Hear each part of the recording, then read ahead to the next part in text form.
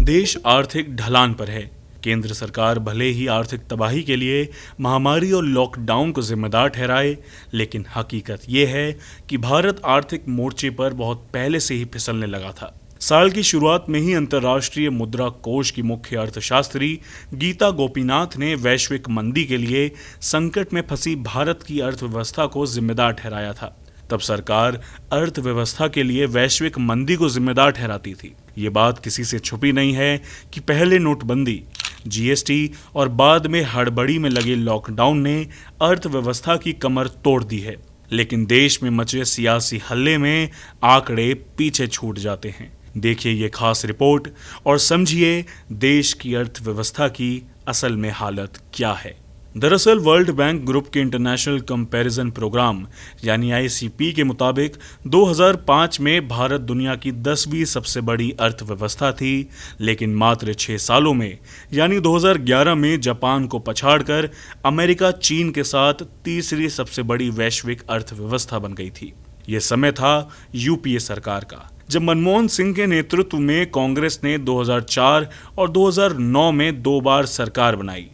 देश में ग्रामीण रोजगार से लेकर पढ़ाई, भोजन, सभी मूलभूत चीजों के लिए कानून बन रहे थे ताकि इन सब की भारतीयों के पास गारंटी हो। जाहिर है इससे अर्थव्यवस्था अरबी घोड़े की तरह भाग रही थी और मिडिल क्लास मोटा हो रहा था।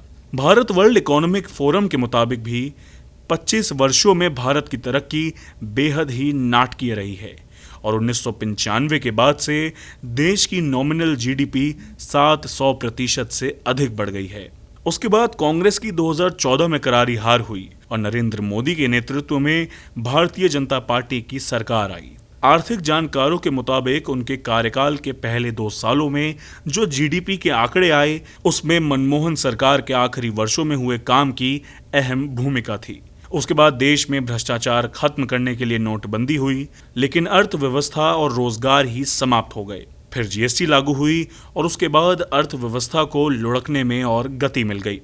2019 आते आते वर्ल्ड इकोनॉमिक फोरम के मुताबिक भारत दुनिया की 5वीं सबसे बड़ी अर्थव्यवस्था रह गया और इस वर्ष लॉकडाउन के बाद जीडीपी के आए आंकड़ों ने सुधार के सारे भ्रम दूर कर दिए। ध्यान रहे, इस वर्ष की जून तिमाही के जीडीपी के आंकड़े स्वतंत्रता के बाद से भारतीय अर्थव्यवस्था के इतिहास में सबसे खराब प्रदर्शन है। और अब centre for economics and business research की रिपोर्ट में बताया गया है कि भारत दुनिया में 6ठी सबसे बड़ी अर्थव्यवस्था रह गया है। आसान शब्दों में कहें तो मनमोहन सिंह के 6 सालों में भारत ने 7 पायदान की छलांग लगाई थी, पर मोदी के कार्यकाल में हम 3 स्थान नीचे आ गए हैं। अर्थव्यवस्था को दोबारा खड़ा करना सरकार के लिए आने वाले साल की सबसे बड़ी आर्थिक चुनौती होने जा रही है। राहुल गौतम की रिपोर्ट, गो न्यूज़।